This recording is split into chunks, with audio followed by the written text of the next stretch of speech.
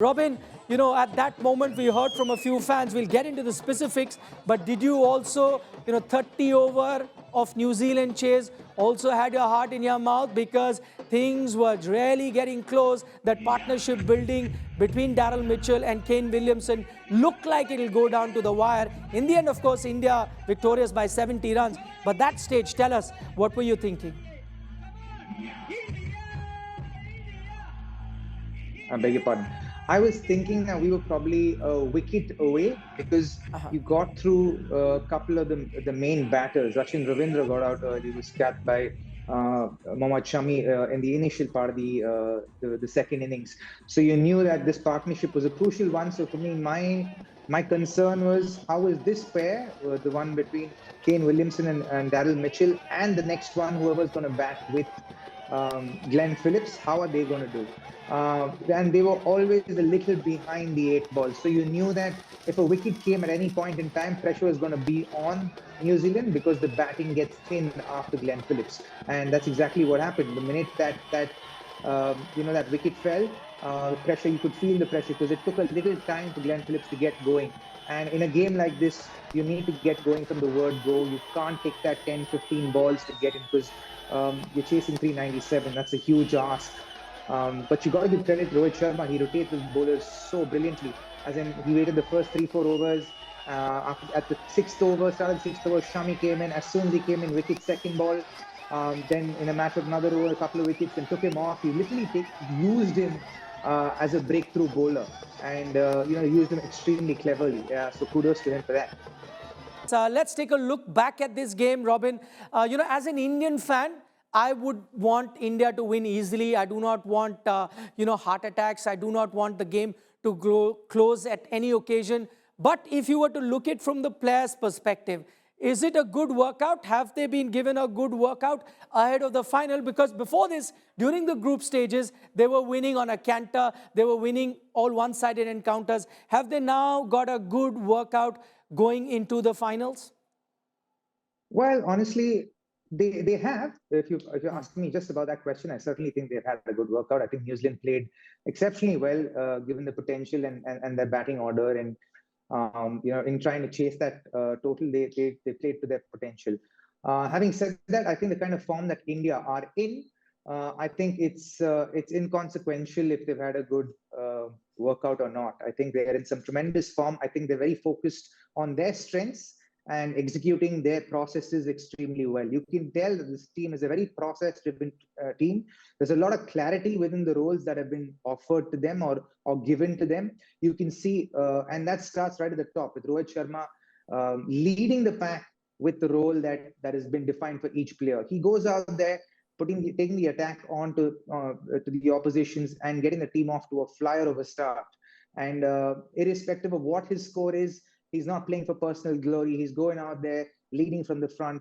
He's making some brilliant calls on the field, some brilliant bowling changes. He's being very astute with the way he's making changes. Even the process of looking to KL Rahul for, the DRS decisions, that's the final word. And you haven't seen him waver from that. So very process-driven right from there. Shubman Gill playing a perfect role there. Virat Kohli, sheet anchor role. Shreyas Iyer, the dominator. KL Rahul can play both ends of the stick, can dominate, can play the sheet anchor role as well. And then Jaddu doing his thing with the bat and the ball and on the field. He got about 3 or 4 catches, if I'm not wrong. Then you bring the bowlers on, and then everyone's doing their bit. Kuldeep's got 15, Jasprit's got 17, Jaddu's got 16 or 17, and you have Shami right there at the top at 23. So everyone's performing their roles really well, and I don't think they're worried about the result. I think once the process is done well, the result kind of takes care of itself. What stands out about this Indian team is that they are playing incredibly well together as a unit. They're happy for each other's successes, and which is just great to watch. It's a rare thing in Indian cricket, and it's great to see that this team has been able to build and cultivate that in a massive tournament like this. Just going back to this particular game, Robin, where do you think things really turned around? If I was to ask you the turning point, was it that Kane Williamson wicket that Mohammad Shami got after he had dropped him? Or do you think it was the game was still alive towards the end when about 7-8 overs were left and there was a time that Siraj went for a few? You thought, okay, if they're going to get about 15-16 and over, they can still win it. They had plenty of wickets in hand. And then that Kuldeep Yadav over, in fact, he bowls 2 on a trot and then restricts the Kiwi batsman, and then they end up giving those wickets. What do you think was the turning point? That Kuldeep Yadav over, or when Kane Williamson actually was dismissed? Well, I think the Kane Williamson wicket was certainly, the turning point for me. The back-to-back wickets there, even the initial back-to-back wickets were crucial. To be able to get Devin Conway and Rachin Ravindra in a short while was big for India because the kind of form that Rachin was in or has been in.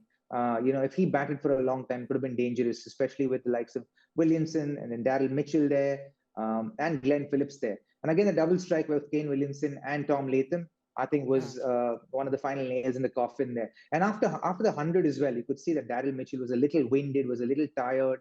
He tried to get a move on, but he wasn't able to. And then Kuldeep's overs in those couple of overs kind of just drove that nail in quite hard. Okay, Sunil Gavaskar still with us. Sunil, fair to say now, we were saying that this probably could be India's toughest test, semi-final versus New Zealand. Is it fair to say now that whoever the opposition, whether Australia, South Africa, India, go in as the favourites? Well, it depends on who the second finalists are. We'll have to. The kind of cricket India has played throughout has been truly outstanding. But still, it's going to be the finals. The finals has its own pressures. If, for example, Australia get there, Australia have the experience of having won it 5 times. Make no mistake, 5 times. And look at the way they have recovered in this tournament itself. They started off with a loss to India, then they lost another match. But the way they have come back, and that innings from Maxwell must have lifted that team spirits up to sky high, And therefore, I do believe that if Australia get to the final, then I think India will have a real fight on their hands. All right, Robin, completely out of time, but a quick word from you. Any worries for the final, any opposition, or you think this team is too good? Well, this team is too good at the moment, but I think if anyone has the gumption to cause them trouble, it would be Australia, because you have to understand they also have won 7 on the trot, and they are playing with their tails up at the moment. Robin, I want to talk to you about this, man. It's not often that you have a record-breaking century that a batter gets, and also a batter of the stature of Virat Kohli. Then you get 100 from a hometown boy in Shreyas Iyer at a strike rate of 150. And yet, despite these 200s, the man of the match is a bowler. Would you agree with that? Mohammad Shami, for his 7 wickets today, the standout performer of the day? Oh, absolutely. And that guy is just doing magic at the moment. As in, he can't do anything wrong. As in, it feels like every time he gets the ball in his hands, it's like all the stars kind of align itself for India to get wickets, and it's just beautiful to watch. As in, I reckon the batsman can sense it as well. You can see that they're a little circumspect with the way they approach. Even that Kane Williamson wicket, they knew at that point in time that Shami's come here just to kind of try and get a breakthrough, and they knew they needed to get a move on as well. So even that shot that he played, you could sense that there was a little bit of a rush in that shot. He didn't really wait for it as he generally did, and he could have waited for it a little bit more, maybe like quarter of a second, maybe 10 milliseconds more, and time that, and you'd have probably gone to 6. It just goes to show that this man, when things are falling right and your confidence is high, you're just thinking right, you're perceiving things right, you're visualizing things right. And they say, what you see is what you get. And he's just visualizing a lot of these things. And that's why even after that drop catch that they're in mid-on, he was completely unperturbed. It's stuff like that. If you've noticed this team, it's stuff like that that actually puts pressure on people or make people feel like, oh man, is the game slipping out of our hands? And in the past, an Indian team would be affected by the energy of the crowd. But this group is so tight, and the camaraderie within the group is so good. The belief is so good that even if something happens, even something untoward happens, the belief is that we will get through this game. We will win this game. We will win every game. And what I love about this team is that they're so process driven, which is what is bringing them the amount of success that they have at the moment. Okay, just talk a bit more about Mohammad Shami, because just look at today's game, Robin, and you know that it wasn't a pitch that was really helping fast bowlers. We saw the Kiwi fast bowlers, some of them, certified performers. They struggled on this pitch. Then we saw someone like a Siraj, and even to an extent Bumrah, who's been outstanding in this World Cup, not really be that potent.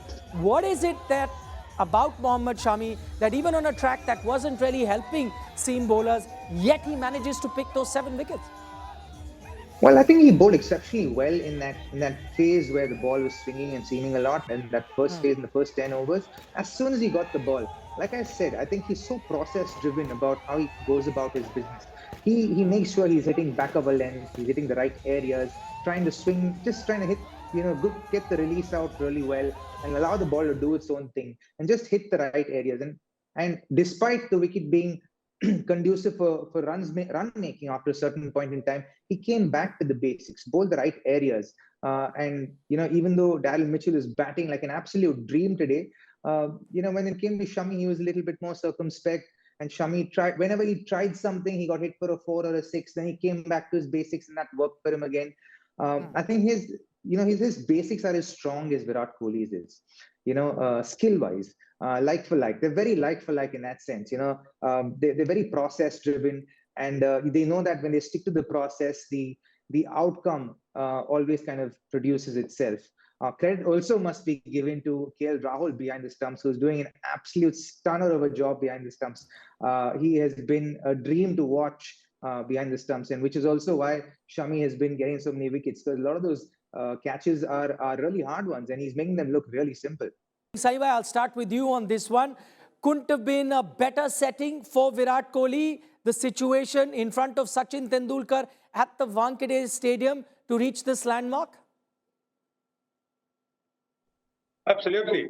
To do it in front of your family, to do it in front of the person you have admired throughout your life, to overtake his record, then to get his appreciation, to get his standing ovation, I think that is a real special feeling. It must be absolutely fantastic to be able to do that. And don't forget that by scoring that 50th 100, he's also become the first person in the history of one-day cricket to score 50 centuries. So not only has he gone past his idol's score, but he's also set up a unique record himself.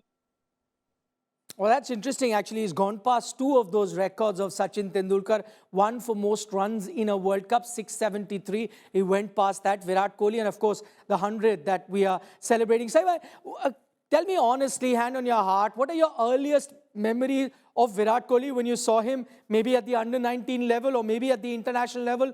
Did you at the time think that this man could go ahead and reach such heights in international cricket, break a record of the great Sachin Tendulkar? No, I didn't. To be perfectly honest, I didn't, because when I first saw him in the IPL, he looked as if he had lots of areas where he needed to tighten up on, particularly around the off stump. He tended to play a little bit across the line. He had a stiff front foot. You could sort of see this. But he's worked hard on his cricket, just like he's worked hard on his fitness, and that is the result that you see. Nobody is a perfect batter.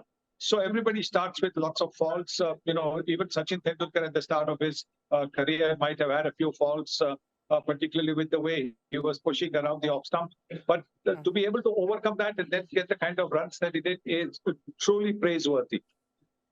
Okay, that's an honest admission there by Mr. Gavaskar, where he says he never thought that this is how far Virat Kohli will go. Robin, the same question to you. Your earliest memory of a Virat Kohli at that time, did you think, of course, many thought that he will play international cricket and maybe play international cricket for long, but to reach the heights that Sachin Tendulkar had reached, did you ever imagine that initially when you saw Virat Kohli play? I have a funny incident, not a funny incident, but a story that happened with Virat when we were playing together at RCB. At that young age, he believed he was the best. And, this is 2010, and he had just kind of played for India. And, it was funny where he was talking about himself, where he just the level of conviction that he had in himself, to us listening to him, felt, who's this guy? He seems so arrogant. But there was a fire in him, and in the way he spoke about his conviction in himself, that made us believe that he believed what he was saying. He actually believed it. And when I think back to that time, I get reminded of one of Muhammad Ali's quotes where he says, where he talks about the world believed. I believed how great I am even before the world saw it.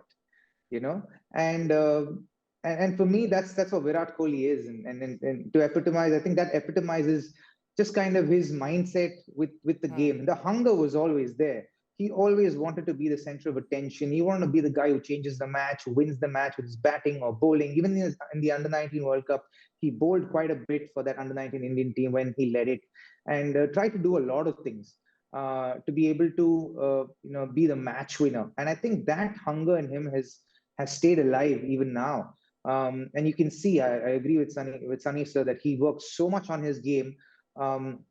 We felt, yeah, he's extremely talented, but we felt that there were gaps in his game, and with that commitment to himself, that he said, okay, I'm going to really work on my fitness, and then he saw the impact that it had on his game, and then after that, to be able to sustain that level of fitness, and then to focus on his own game and to keep improving.